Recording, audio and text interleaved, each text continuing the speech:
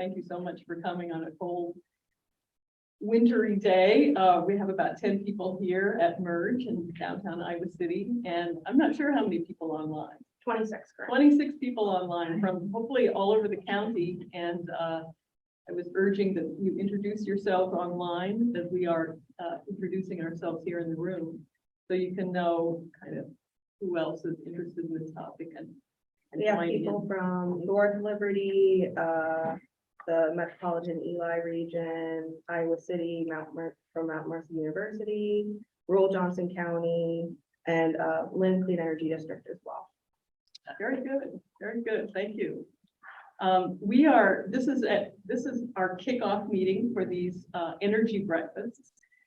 And we are trying a hybrid meeting so that you all here in the room and remotely can see each other and have this new Zoom experience that we're all learning. We have an owl device in this room that tracks whoever is speaking with microphone and video. So I believe you're supposed to mute here in the room any computers that you have. Yes. And so we will try to do this as smoothly as possible, but if we have some bumps, please be patient and do in the chat line, give us some feedback so we can improve our future performances. So my name is Cheryl Miller, and I am a volunteer and board member with Johnson Clean Energy District, which is a new startup nonprofit here in Johnson County. Our mission is to help with the transition to clean, renewable energy over the next decade or two. And we are seeking to build a conversation, build partnerships with many organizations in the county to do both on the ground and educational programs about this. And this is our first series of energy breakfasts that we're starting. And if you have an interest in these kinds of issues and working locally, we would love to talk to you and have you join us. Our website is there on the screen.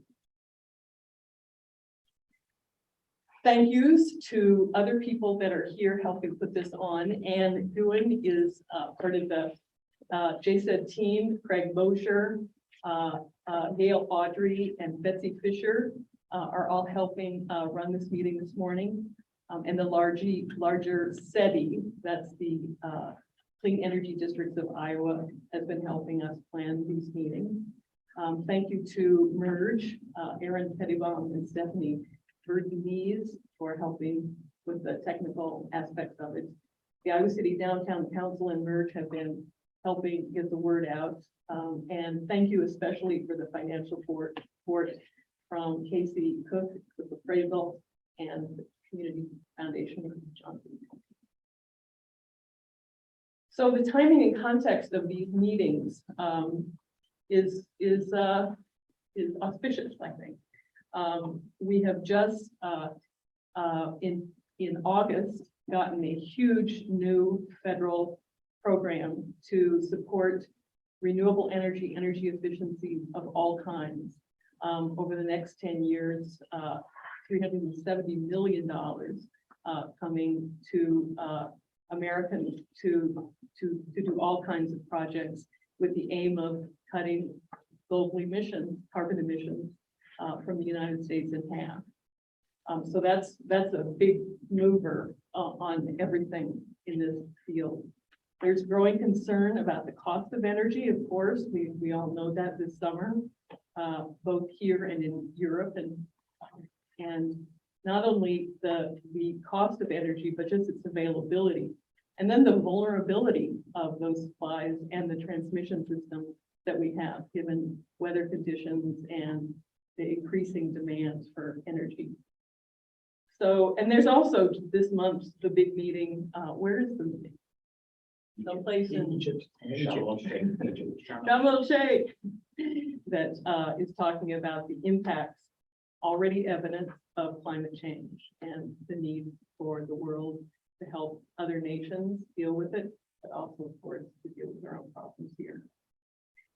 So the goal of these breakfasts is to kind of not start, but to, kind of restart or re-energize a conversation about the amazing technology of solar energy. It is a technology that is both large and small. It's solar panels on a house, very lightweight, simple devices that also can be in giant arrays out in solar farms. So it's an important and emerging technology. It will only change as time goes forward, particularly with the money that the federal government is pouring into innovation in this field. And we just would like to see a good conversation with communities around the county about what this can mean here. How can we take maximum advantage of this technology in as many ways as possible, both as individual homeowners and business owners and as communities. The goal of the breakfast is also to give you information about all the resources that we know of that are available to you and what is needed in the future to really ramp up solar here, or the benefits of solar here, and to help make connections between people that can make this happen. The schedule, therefore, is to talk today, the beginning of the conversation, about the benefits that could accrue to this to solar energy, particularly distributed solar. Just one of the main things that we're interested in our work here in Johnson County.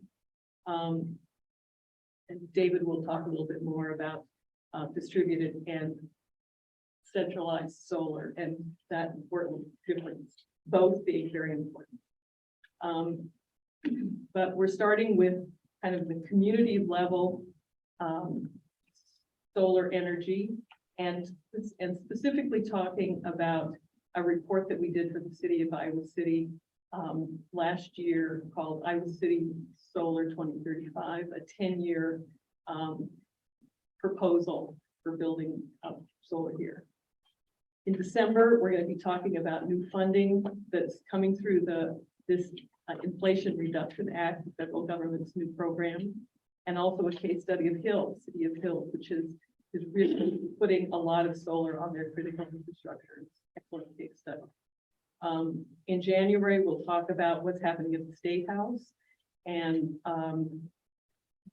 have a panel of people come in and talk about ways in which the flexibility of how we use solar needs to be expanded, what can happen, or what we will try to make happen legislatively or through the IUB.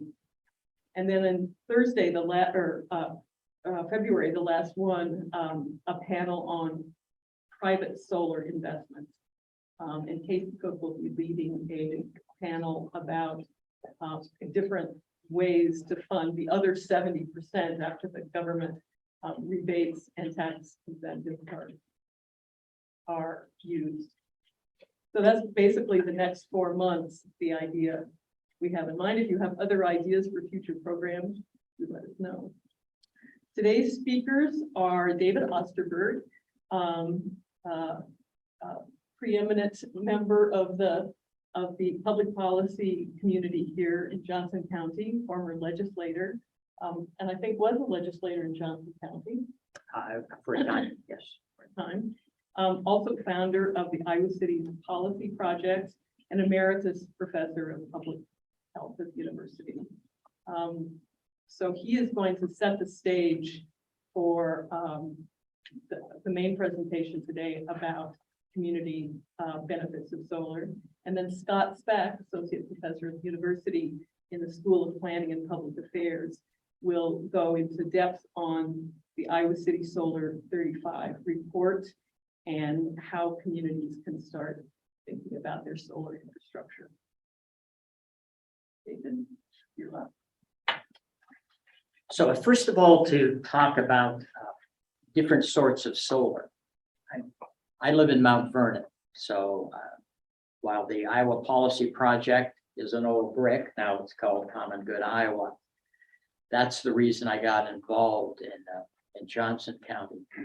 But up in Lynn County, we've been doing big solar.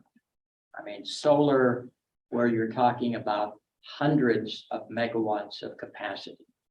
And the biggest one is at the old Palo nuclear power plant. That plant went down. It was closed early because it was no longer competitive. It couldn't compete with wind.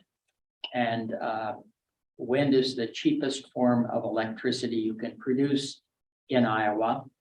And we'll soon find out if solar does even better, and there's a possibility it will in very large arrays like this.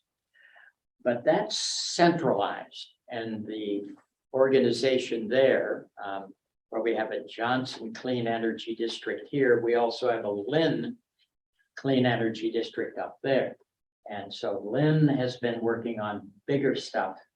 Johnson County Group has been working more on the kind of solar you have on your roof, or the kind of solar that the city should have on its parking lots, that kind of solar.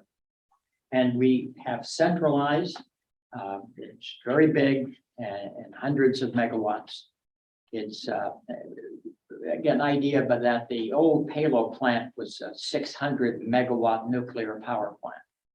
We're now talking about replacing that with 200 megawatts of solar, and maybe even more in the future. When you have solar on your house, you're talking about 5 megawatts, maybe 7, maybe 2, something like that. Kilowatts, what I say. Megawatt. Big house. Big house. Your house. Thank you. All right. And so we're talking about kilowatts versus megawatts. So here it's rather small. Now, distributed energy can do a whole lot of things that the big stuff doesn't do, though. And if we have the next slide. This is a solar array in front of the place that I go to work out in the morning in Mount Vernon. And so I just thought of another advantage. When I was there yesterday and it was snowing, my car didn't get snowed on because that was one of the 20 that were sitting underneath that. Now, that is a way to do solar. And that is a way that the city ought to be doing solar.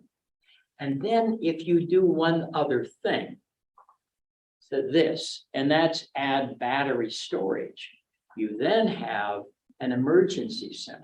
You have a place to go when all the lines go down and you have a derecho, and I didn't have power for 8 days. Many people in Cedar Rapids didn't have it for 2.5 weeks. That's a place people can go and charge their cell phones. They can go and you can provide water and all the other kinds of things that people are going to continue to use. And these resiliency hubs are another thing that ought to be happening. And so distributed can do things that big solar can't do. And we ought to have both, but the emphasis here has been on the smaller stuff. We don't have a lot of distributed solar in the United States, maybe 1%. We don't know what the goal ought to be, so we just grabbed one, which was from James McCauley, a professor at ISU. And he talks about 10% would be a nice number. And we've got a long ways to go to get to 10%. And so the citizen group here that was formed in about 2020 to discuss solar, part of the reason came about because of the failure of the Mid-American deal. Mid-American wanted to go and put in, a megawatt sized facility on Highway Interstate 80, up where Iowa City gets a lot of its drinking water. There was protests about that because of the other use being used for that land, and that was turned down by the city council resoundingly, I believe. And Jim's here to verify that. I wasn't on the council, but yes. So it was a resounding defeat. Now, I think that the reasons for that were that it was the wrong place, the wrong idea, a lot of wrong stuff. And a number of us decided maybe something better could be done. And also decided we didn't want to have a setback on solar. And so my friend Warren McKenna called me up to say, why don't you get involved in this too? And again, you work in Iowa City, that's good enough to be part of this Johnson County Clean Energy District. Warren McKenna was still rather famous, being running a power company himself, Farmers Electric out of Kelowna, where they had more solar per capita than any other utility company in America. So Warren knows his stuff, and he's been a consultant on this project with us. And when we began, we decided that this is Iowa City, and what we need is a study, because you always need another study because of the academicness of this place. And so we got together with Scott's group, and Scott's going to talk about what he and his students found. So we're talking about possibilities for solar and talking about how to make it easier to happen in this county. And we've assembled a lot of information, and there are many potential projects, but that picture of what goes on already in the city of Mount Vernon, city of 4,500 people, this is very doable. It isn't stuff that only happens in California and New York and Massachusetts. It can happen here. It ought to be happening here. And I think I'm supposed to introduce Scott. Yeah. Scott, professor at the University of Iowa, and he and I actually worked together when we were on a federal grant together. So No, Scott was an obvious choice to talk about how we can get solar to happen in this county. And is he ready? Are we ready? yeah. Do we have slides? Just a second here. Yes. Little technology. No, we got it. We're good? Yeah. Okay.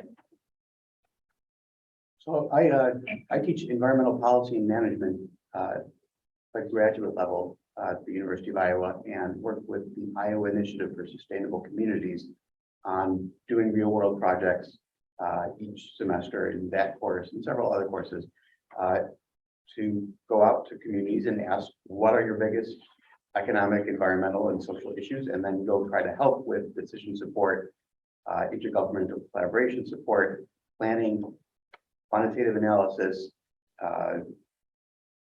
public engagement, whatever is necessary to help communities move forward with whatever they consider to be their largest issues. And this report is among those products and included a comprehensive view of potential benefits and costs of solar, how much local potential is there in terms of number of panels that can be put on rooftops, the pros and cons of distributed decentralized solar for financing, legal, policy, cost, the best management practices for bringing solar into counties and incorporated communities and unincorporated communities in Iowa, and what it looks like to do responsible solar panel sourcing and decommissioning, recycling, reuse. And the report also includes an extensive public survey within Iowa City that was conducted by JCED. Here's the link. You'll see it again in my closing slides. And our general story is, it's confusing to get into solar. This report was needed just for the JCED and students to get up to speed on what's going on and realize, yes, this type of primer is necessary because it's really hard to find.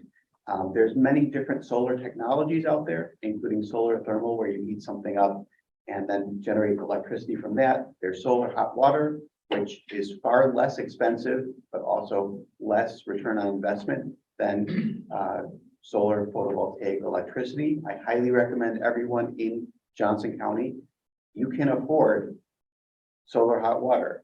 It is extremely inexpensive. It will pay itself off eventually. And even on a day like today, when it's below freezing outside and cloudy, you'll still have plenty to preheat your water up to the level where even a few minutes of an on-demand hot water heater will then bring it up to as boiling as you'd like. But we can have meaningful hot water throughout the year here from solar in Johnson County. It's an ancient technology. It works. It gets all of the same federal subsidies and tax credits as the latest and greatest technologies. And then there's solar photovoltaic, solar panels that we're typically talking about that have many benefits, and the exact type of financial and ownership and structural conditions determine what types of benefits are available. So financial benefits can accrue to folks who own solar, who own a share of a centralized solar farm hundreds of miles away. The resilience benefits of solar benefit you of a direct line connecting you to that solar panel, and otherwise are not available, even if it's right down the street, or in the case of many folks who have solar on their homes and don't have a battery backup system, they were generating plenty of electricity after the derecho, and they weren't able to use any of it because they didn't have a way to turn off the circuit breaker, get off providing that electricity to the grid, and then use that to power their own home. The social benefits of solar in terms of creating livable communities that people want to live in, where it's a draw to have solar as a means of powering communities, as an aesthetic for residential and central business district areas. And then the greenhouse gas and air pollution are less likely to be affected by ownership, finances, and location, and more about the specific type of panels and products. And then how we deploy these is where the differences really come in. There's centralized solar, the large-scale solar farms, distributed solar on individual rooftops and individual backyards, and then community solar, which could be a combination of any of those being used for community purposes rather than for individual household or business or government building purposes, but for shared purposes. And in the state of Iowa, solar for shared purposes is theoretically legal, but the exact details matter. And so this is from the front cover of a Department of Energy report on community solar. And I was wondering if you could spot on this each of these different types of solar installations. There's a utility scale solar farm up in at the top. There's an actual farm with a barn with on-site solar and a larger scale solar, and even some floating solar panels in their pond. There's a residential area with distributed solar on individual rooftops. There are businesses with solar not on their parking lot, but on top of a flat roof. There's a school that's powered by solar. There's a public building with the solar covered parking lot. There's a community with many different buildings and a small neighborhood scale community installation that's serving all of them, that's providing local. Can you make it full screen, Scott? It'd be a little easier to read. I can try. It's not going to be that much easier to read, and it doesn't work as well on Zoom. Sorry. Okay. And so each of these is a different way of bringing solar into communities. And they each have different financial setups, and they each have different degrees of hoops that you need to jump through from a regulatory perspective, and they have different degrees of legality in the state of Iowa. Specifically, we cannot yet do this.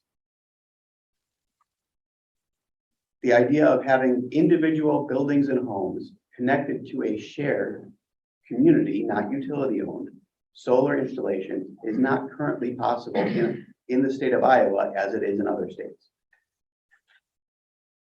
And this is our big challenge in talking about Iowa at the community scale, is there's lots of different competing ideas of what community solar means, and it depends on who's asking. And so if you ask utilities, community solar means a utility owned and operated large farm that individuals can buy a small share of. If you ask central business districts, they'll say community group purchasing in the top left, where every member of the community has access to that. That might be a good idea. For others, it's offsite shared solar that they have a direct connection to for resilience, separate direct line, not the grid, to provide solar directly to those buildings, not just a financial virtual accounting, but actual energy flowing from specific panels to specific buildings. There's on-site shared solar for multi-use buildings, also currently really difficult in Iowa without virtual net metering as a support for being able to do that. So if we have multiple tenants in the same building in Iowa, it's hard for them to share generation, to share any shared electrical facilities, even if they all have their own individual panels on their own individual parts of the roof. And then there's community-driven financial models, which are popular throughout the rest of the United States, in states that have enabling legislation, where there's community scale financing, and all of these different potential benefits can happen with different financing mechanisms from public and private investors. And so depending on who you ask, if you ask a community group or a church, community solar might mean one thing. It might mean panels at the faith-based community powering that building and also powering nearby schools and providing an energy hub for when the grid goes down. If you ask folks who are in municipal government, they might be interested in solar to provide resilience for public buildings. So community solar has many different meanings, and everyone will want to convince you that their version of community solar is the one true way. And it's still a very contentious taxonomy of many things that many people are calling some kind of community or shared solar. We did a study in Johnson County and looked at what was happening in Iowa City and across the county. What is the potential for solar, specifically rooftop distributed solar? It's easy to ground mount solar, and Johnson County has plenty of backyards and agricultural land that can be used for ground mount. We were looking exclusively at what Google Sunroof's product can tell us about technical capacity on existing roofs, on existing buildings. And we found is, at least in Iowa City, there's a lack of available land and restrictive policies for large municipal operated or partnered solar farms and solar gardens. And that's generally the same across incorporated communities in Johnson County. Not a lot of public land whose best and highest purpose would be large solar panels. And there's similar limitations on all sorts of public land throughout the county. It's not a lack of land. It's a lack of land for that could specifically be used exclusively or primarily for solar panels. Distributed solar generally works in the state of Iowa, and the restrictions on financing are the key limit. We do not have any enabling legislation for property assessment of clean energy that would allow communities to take on the tax liabilities of investing in solar and paying it off through property taxes. There are other places in Iowa that are experimenting with local subsidies. For rural Johnson County homestyle energy program and lots of Department of Agriculture programs allow for and expand opportunities to purchase solar and other renewable energy. And so distributed solar works.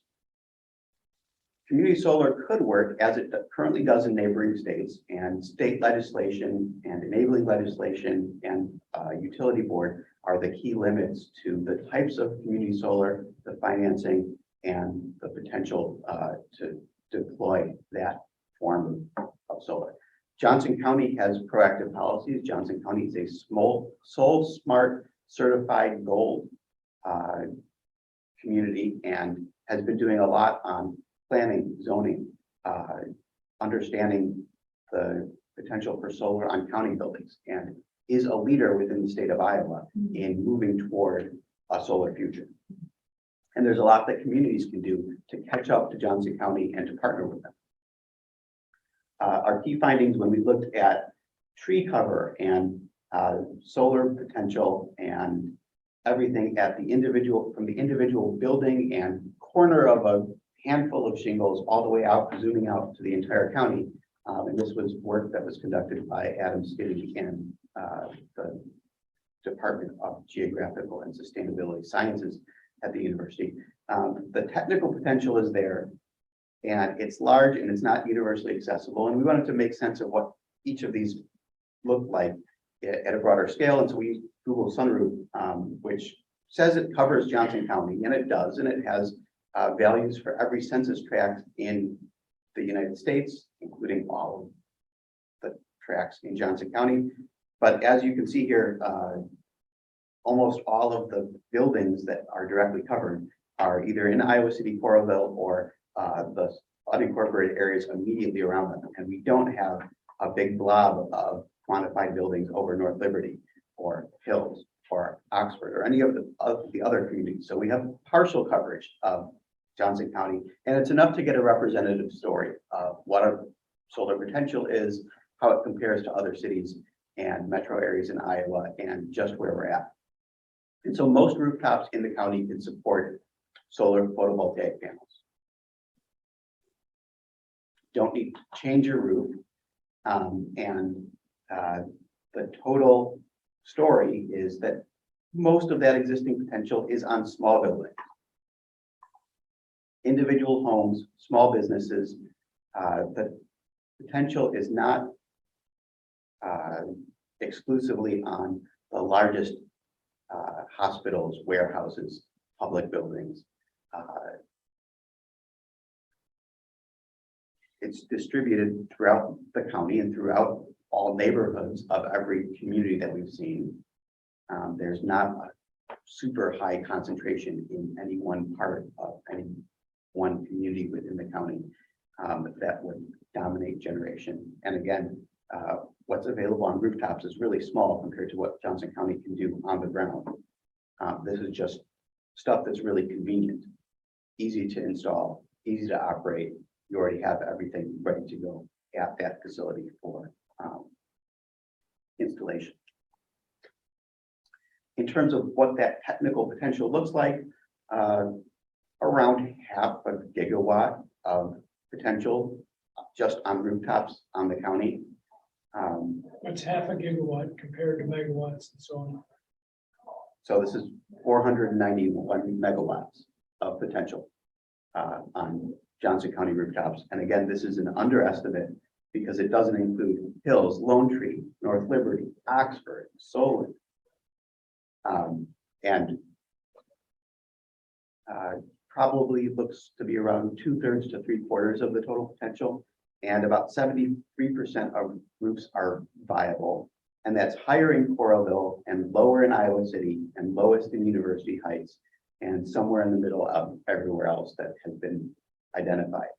And this is part of what's unique about Johnson County, along with Ames, compared to the other Iowa metros where Google Sunroof has provided an estimate. we don't have good bones for solar. We don't have a lot of the flat roof, big box stores that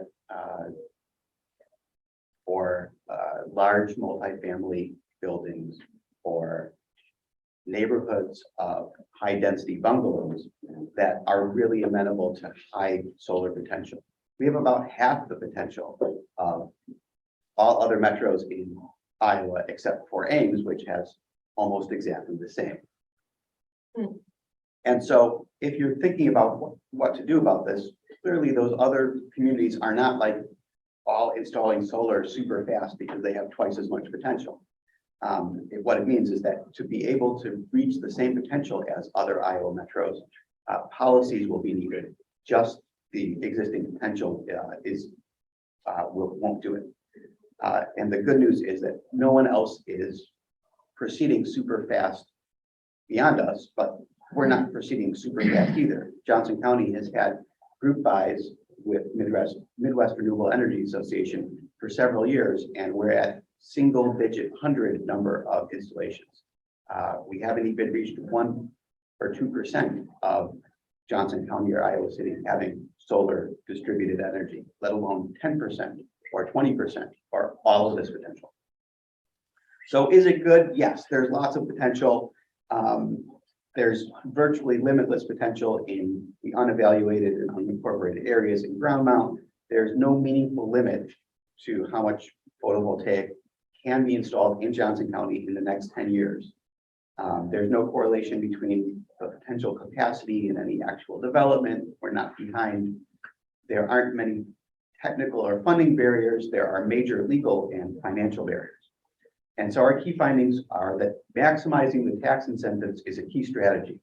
And the Inflation Reduction Act, expanding tax credits directly to non-taxable NGOs and faith-based communities is going to be a big change in that. There's other components of the Inflation Reduction Act that will also dramatically accelerate adoption of renewable energy at the individual, business, residential, and community level. But finding the confluence of many tax incentives, including those that aren't specifically earmarked for solar, was one of our key recommendations. And the lack of specific targets or plans, there's no community in Johnson County that has a plan for solar or a plan for renewable energy broadly, other than hope that an investor-owned utility wants to site a project there. And so my big recommendation is actually plan for solar, actually have energy and infrastructure plans, not just a section in a comprehensive plan, not just an allusion to solar would be cool in a climate action plan, but specifically plan for solar. And there's many potential goals, including resilience, economic, environmental, many social goals. And if we think about the benefits of solar across scales, from individual buildings to neighborhoods, and not just residential neighborhoods or central business districts, but all neighborhoods, that's going to be important. Thinking about solar at the community scale, thinking about solar at the county scale. We haven't had those conversations at any of those scales yet. And so going from general public sentiment to actionable plan is easy to happen if there's a decision that this is important and can guide policy. And that means considering the benefits, cost, feasibility, technical potential, and possibilities for what we could do with community purposed energy and individual energy for every school, for every cluster of public buildings like the library and city hall and senior center, all being located closely, being able to share the panels on the roof of one of those buildings. Every neighborhood, every faith-based community could have a public purpose for solar, could benefit from solar as an additional part of the energy system, in addition to grid energy. And a big part of this is realizing that the greenhouse gas emissions from the grid are going to be higher than the greenhouse gas emissions from solar on your home for all of the foreseeable future. For the lifetime of any panels that you purchase now, the net greenhouse gases of solar panels on your home are going to be much lower than from the grid for a few reasons. One, there's no transmission losses. And the second is that the grid energy is whatever is being generated by the grid beyond what Mid-American generates directly. So Mid-American's own generation is primarily wind, but that's added to with purchased energy, most of which is coal and natural gas, which is not as clean.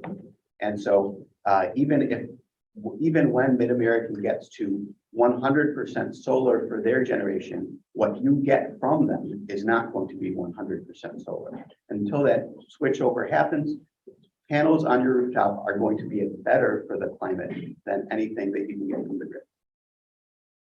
Our recommendation is to apply the best practices. There's no shortage of certification programs, specific best practices for all aspects of this, especially for communities. So the Iowa Smart Planning Principles has Iowa's state laws about how to do planning, and 7 of the key principles have a direct connection to solar.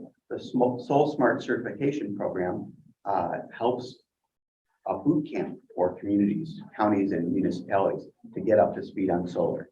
The Great Plains Institute has a solar model ordinance tailored for Iowa that is about as plug and play, copy and paste your details as you can get for a municipal ordinance. Solar Ready Iowa from Great Plains Institute has a local government toolkit for, again, specifically tailored to Iowa. NREL, National Renewable Energy Lab, provides extensive community support for the technical capacity and understanding. And the Clean Energy States Alliance remains the nation's leader in figuring out how to do equitable community solar, and has had a series of reports with best practices. The NAACP even has guidelines for community solar based on their direct experience working with communities on expanding social justice and access to solar. And so there's no shortage of best practices and ways to learn more. I apologize for being late. I didn't count on the snow. But I actually was with Derek Johnson, who's the CEO of the NAACP and the Javits Interjoint Climate Group. I chair board the whole. And he explained how and why, particularly through Detroit, Mississippi. They really are kind of larger scale municipal focus for all kinds of different people. The question I was going to ask is whether or not you consider investigating Vermont, because VEIC, the Vermont Energy Investment Corporation, has been there for 30 years. It has a pretty long track record with the Vermont legislature in terms of getting. Are you familiar with VEIC at all? I don't. They operate like a company, but they are a 501c3. And it was kind of 3 women around a kitchen table about 35 years ago that we can do this. And they actually do all of the solar administration for the city of Washington, D.C. So they contracted out and do 4 other, and from what I've seen, D.C. is the only city that contracts a different entity to manage their solar work. It's trebled what they've gotten, particularly on multi-family buildings, where you have a lot of opportunity. But I would suggest looking at VEIC because that was like the catalyst that moved it from, it's a good idea, we'd like to do this, to, and now here's your textbook. Here's how you do it. Here's how you work with X, Y, and Z, et cetera.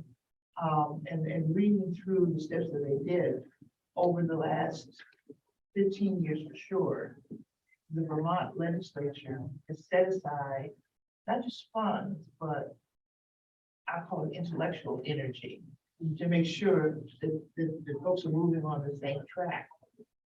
And Vermont's Vermont is rural, urban anywhere, but there's some similarities in terms of the structure and size of the community. So they not only increase the individual, but like on the library and Weston and the community theater, et cetera. I just think that's an opportunity for us to look at opportunity. So you don't get regulations passed by, I want to say it was nicely, utility interest that seems to be counter to community interests. You know how I'm trying to say this, right? The community interests that want to optimize the environmental opportunities, whether or not they happen to coincide with, my words, the purely financial interest of the major or largest utilities. There actually was a question there. I don't know where it is. Sure.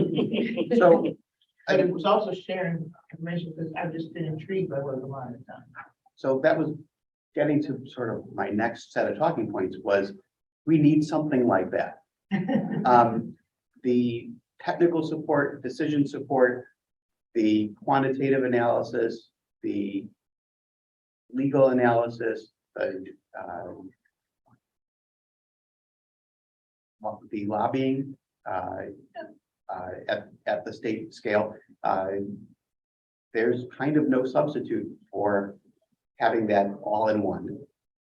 Yes, you can make that work with decision support being extremely distributed. And I think we're at the point where what the GIS folks at the university and at the Johnson County has done has set the stage for us to have the analytical support that's required for this, to be able to get countywide all parcels and buildings, all potential solar, and be able to update the financials, because the rate of change in the cost of each component and labor and scheduling and supply chain stuff changes way faster than anything else.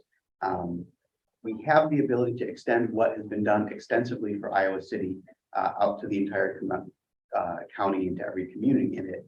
And we're at the point of being able to look at not just what is the potential on each building, but what's the potential of that building's rooftop to have enough panels to meet the generation needs of that building,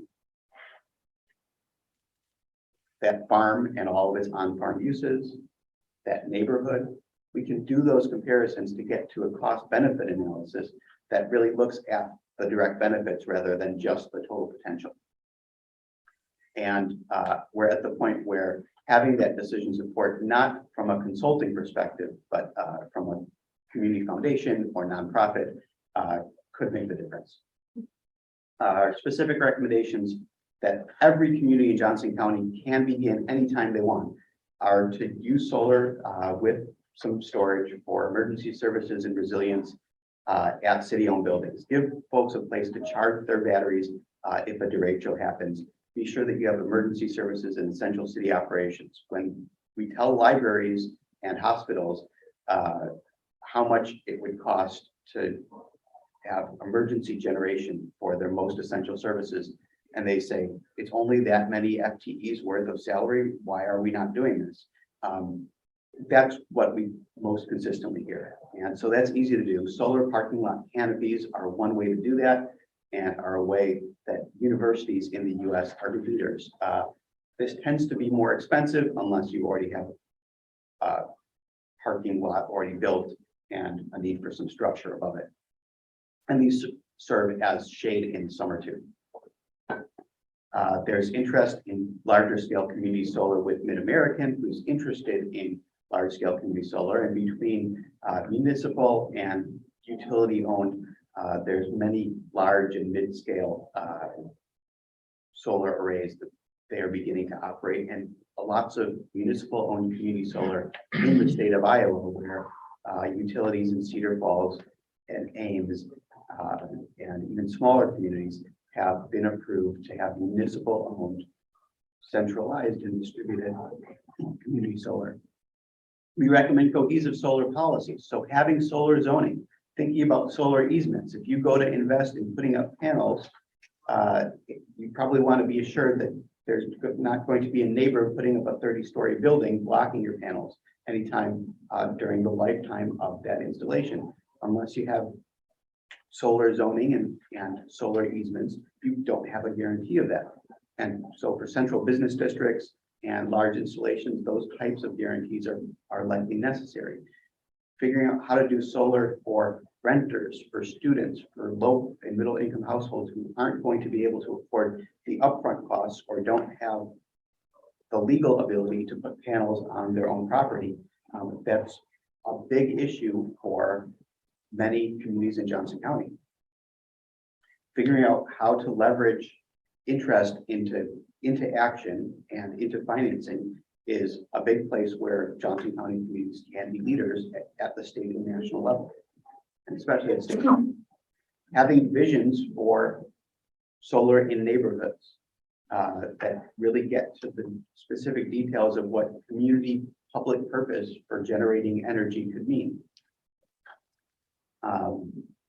And realizing that public housing, it tends to be coincident with business districts and opportunity zones. So federal opportunity zones are spread throughout Johnson County, not just in Iowa City. And we mapped where they are. We mapped where they are relative to public housing. And it turns out that Iowa City's and Johnson County's highest value for solar is in this one census tract here that happens to have a lot of large flat roofs and a lot of small residential buildings. And it's right near a confluence of being in a federal opportunity zone. So private investment gets special tax credits and special treatment for a long time. And where there's lots of other benefits from who might benefit from having access to public solar there. And our strategy has been to look for where are there pilot projects in Iowa City, in Johnson County, in its member communities, where city operations, private businesses, and opportunity zones coincide. If we can find those are places where you can meet many of those shared community purpose solar needs.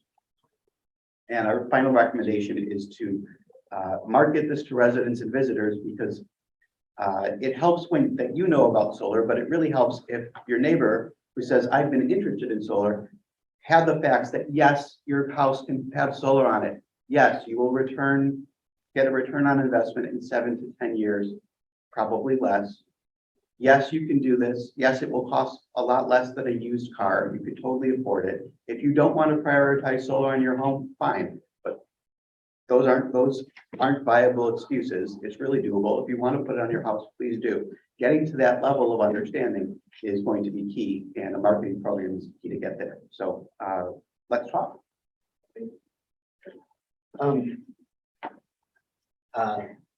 First of all, very quick question. Did you consider the airport as part of your public planning? Yes. Okay, and what are your thoughts on that? There's not a lot of space for panels on the buildings there. And there's not a lot of total potential, not on buildings at the airport. Cedar Rapids has 3,000 acres, and much of it's in farmland. Much of it wouldn't interfere with the landing or anything like that. So I think there's potential there that is beyond the buildings. I mean, it's that way. The second question I had is the city owns the streets in Iowa City. And I was wondering if, given that fact that you couldn't use those streets as in effect a single parcel, and use those streets to distribute solar energy, for example, from canopies on parking ramps to the downtown, because that seems to be where and it may take some sort of somebody willing to go to court on that. But it seems to me that the barrier now is you can't develop solar on one parcel and sell it to another parcel. But the city owns the streets, that's one parcel, and it's all over the city. So it might be a way of getting around that. The third thing is that opportunity zones, we have 2 junior high schools in opportunity zones, and I've studied those opportunity zones, and they are so Byzantine and difficult to qualify for that it is almost impossible for private sector finance right now. And I'm impressed with the, so many barriers. You think of the Halo situation and the difficulties there. So it's like you say, the devil is in the details, and the details are prodigious. And if the utility company doesn't own the solar, they frankly don't want it. Right. Yeah. And That's my point. that point is well taken. I think Jim, Yeah, I wanted to make 3 quick comments at 3 different scales. The first is my wife Barbara and I have been operating a 3 kilowatt array on the shed in our backyard for the past 10-12 years with the help of Tim Dwight and others. And last month we spent $25 on electricity, even though we're using electricity to power our plug-in hybrid vehicle and all our operations within our building. So at the individual scale, solar can be great. And it's not easy to set up. That's the first thing. The second has to do with the North Side Neighborhood Association, which Linda and I are very much involved in. I think there's a I know the neighborhood association would be interested in working with this group as a partner and trying to figure out how distributed solar could be fit into the neighborhood in a way that would generate power that would be of value to the neighborhood. I don't know if it's possible for all the legal and economic reasons, but there's that. The third is early in 2019, a consulting firm produced a report that our city council commissioned that looks very carefully at all the power generation capacity available on city-owned property in Iowa City. Very detailed analysis, and it showed that PV arrays could be set up to generate a tremendous amount of power. I don't know what the number is really, but a large capacity would be available on city-owned property. But it wasn't good for our climate action planning efforts because from the staff's point of view, and it's persuaded council members, generating power with solar would only replace generating power with wind, which was not very helpful from a climate action point of view. But the potential is there for sure. Partly covering parking lots, partly on rooftop buildings and so on. City owns, partly on just land the city owns. So again, there's potential there. The report is available somewhere in the depths of the city's record keeping. the Blue Steam report. Yeah, I guess that's right. Yeah. I don't know if y'all have access to that or not. And we would recommend every community in Johnson County read the Blue Stem report, consultant report from a few years back for the city of Iowa City, because all of its recommendations scale directly to every other community in the county. Technical potential, legal analysis, and potential benefits all directly carry over. Yeah, I'm Mike Carberry. I'm with Bright Future Iowa. We work on promoting solar and wind in the state of Iowa. Former county supervisor. I was the county supervisor in Johnson County when we did the group solar buy with Moxie Solar when he used to work there. And it was 181 homes, I believe, that we did. Still the largest group solar buy. State policy is so important. I was the lobbyist for Tim Dwight when we got the state tax credit.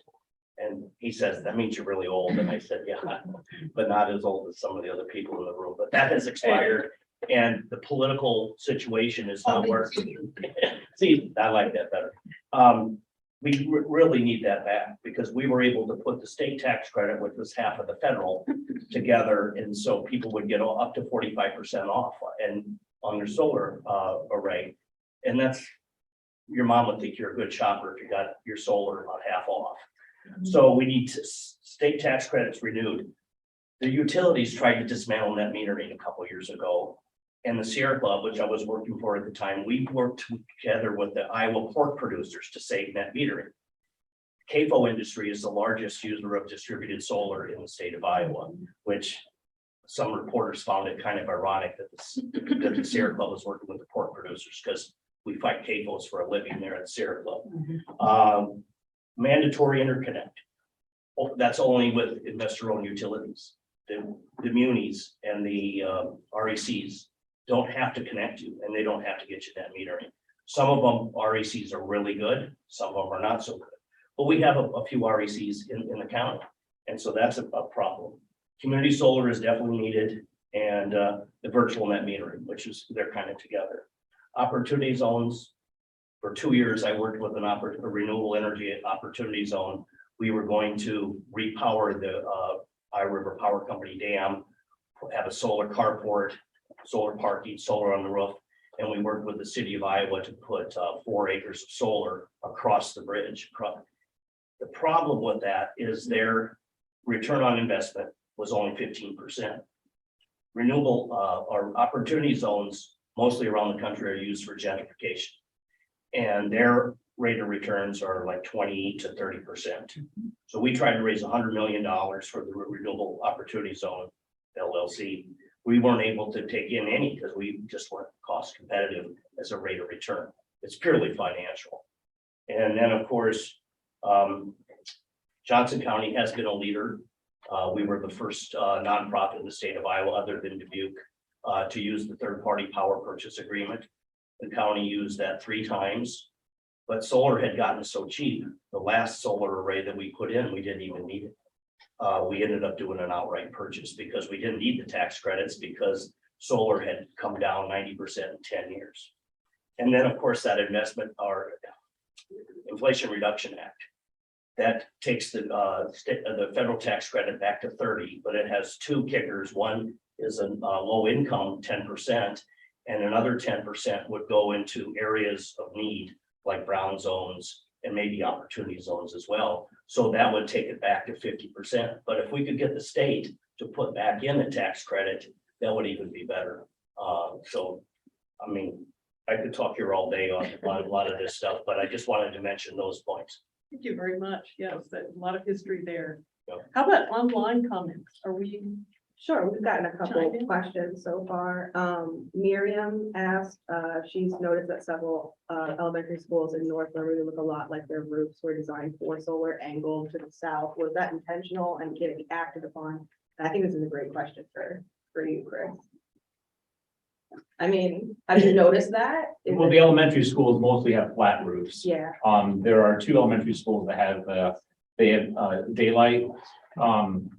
They have daylight from the north, but I'm not sure if the roofs themselves are constructible because they have a membrane, rubberized roof. It's difficult to put them up on it, but a flat roof for sure. yeah. Is something that can go up on. And then also, Mark asked, how was the Solar Community Center in Mountain Vernon funded? I believe it was funded in the usual way that cities that don't have any money do it. They got somebody to come in and put it up without cost. And you can do that. And Lisbon and Mount Vernon have worked with, I'm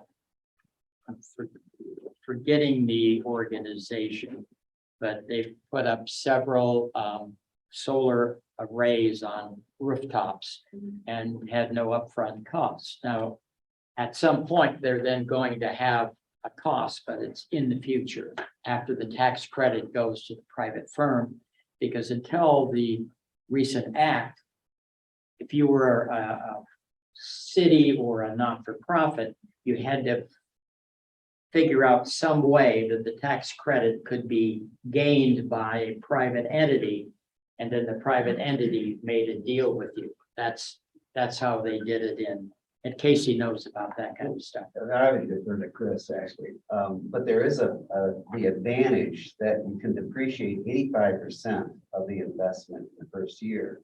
But the thing about that is it only offsets passive income. So if you don't have any passive income, you can't really take advantage of that.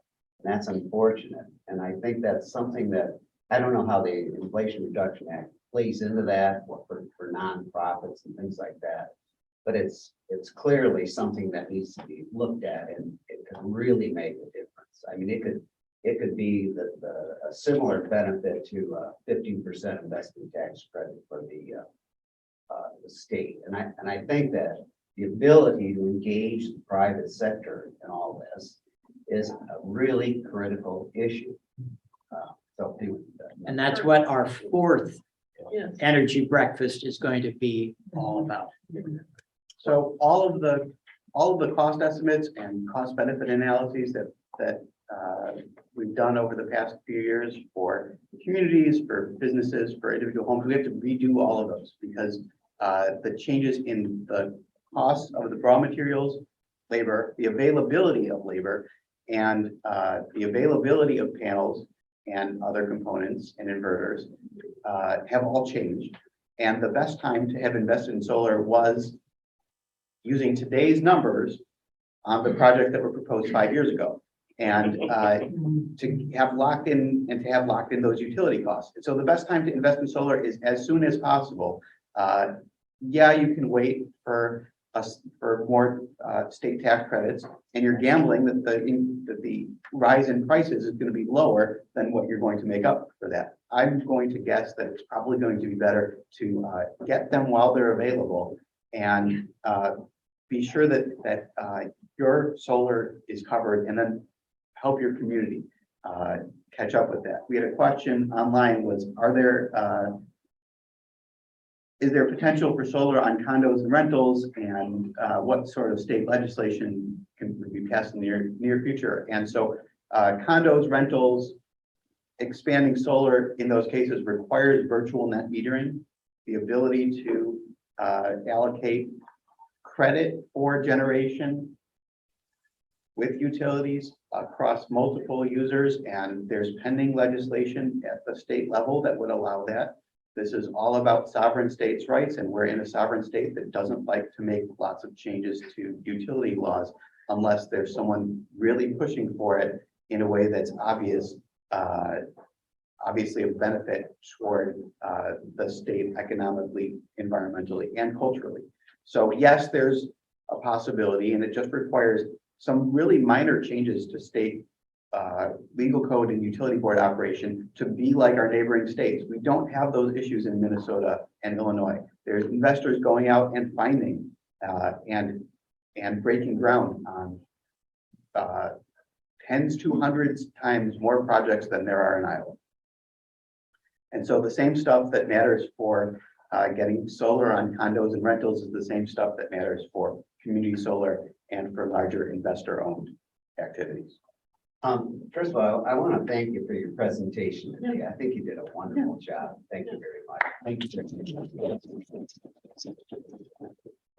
I deal with a lot of developers. I used to appraise real estate, and so most of the big developers, apartment developers, Iowa City, Colorado, et cetera.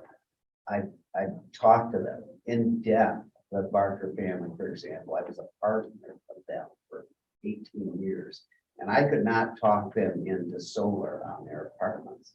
And the reason is they couldn't make it financially feasible because of the problem of connecting individual meters. And so they had to focus, I suggested they focus just on a common area meter. But in order to make it widely available for individual tenants, you've got to do more than just focus on common area maintenance costs. And that is, it hasn't been financially feasible. Great, thank you. That's that whole discussion of evolving policy, evolving technology and evolving policy is one of, of course, the great themes here. Is all this is in a state of flux and will only change and improve in the future. So stay tuned. The third meeting, the one in January, the beginning of the legislative season, is going to be on policy changes that we need at the State House to make some of these things possible. You've been talking about. Thank you so much, Scott. And I That just was, said one that thing, was though. excellent. We have a long history. I did a lot with the farmer credit and stuff in the 80s. We have a long history of, and then the land set asides for conservation. It seems, I get frustrated that we don't seem to have the capacity to look beyond who might be the singular first in line beneficiary or something. And so we put in place benefits that will go to, particularly with rental property. I mean, in the 1800s, you know, land ownership and benefits were more direct. But with so many people not owning their land, we often don't make the benefits go to a wide enough pool of entities to keep the incentives for making the change. You know, in other words, things have to be so triangular. You know what I'm saying? That you then lose the energy of wanting to do the quote, it's a better thing. Because it doesn't seem to give, as Mike was talking about, enough direct benefit. So the people who have to make the change aren't the people who necessarily reap the benefit. And I just hope that we stop making those legislative policy decisions short-sighted. That's right. They need to have a longer, and I understand you said that it's gonna be in January, but would you have in part of that breakfast or that discussion, who are the players or potential players? Because until people are organized, I don't know, Bella Absett was one of my mentors. You know, you need an awful lot of organization, because you can come up with an awful lot of things, but they may not necessarily be where you wanted to end up. The panel, very good point. The panel that we've been planning is of some legislative lobbyists who are following legislation that will be introduced in the State House this Yeah, I'm spring. talking about the legal. So, yeah, okay, very I'm good. just Let's talk after. playing with Yeah, your sense. yeah, yeah. So we're gonna have to wrap this up. This report that Scott has detailed for you is called Iowa City Solar 2035. Of course, I think it has very broad application to many other communities. And that can be found either on the Johnson Clean Energy District's website. If you go to our website and search for Iowa City Solar 2035, or go to the Iowa Initiative for Sustainable Communities at the university. The website is there, and also search for Iowa City. I didn't want to put very long addresses up here for you. So we will also send out a recording of this meeting, and those links to those reports, both the ones that I just mentioned and that Blue Steam report that Jim Throckmorton talked about being done for Iowa City several years ago. So anyone that's interested in looking at numbers, that's a wonderful report. So next up, as we've said, is the talk about the money coming from the federal government, the Inflation Reduction Act money, and also case study from City of Hills. That'll be on December 8th. And Steve Geyer from the Iowa Environmental Council will be here to talk about in-depth information about the different programs in that IRA bill. Do stay tuned about this meeting, where it will be. This morning's snow is light, but we could have a blizzard next time, or we could have a resurgence of COVID. So if you're planning to drive in, do get on our website and make sure that we are meeting in person. We'd love to have as many people here as possible. This is a great group, and it makes it a lot of fun. Take I think another that's- bagel on your way out. Excuse me, take another bagel on your way out. Yes, another cup of coffee. So thank you very much all for coming. It's been wonderful to see you, and Thank you, online guests. We'll see you in December, hopefully. Bye-bye.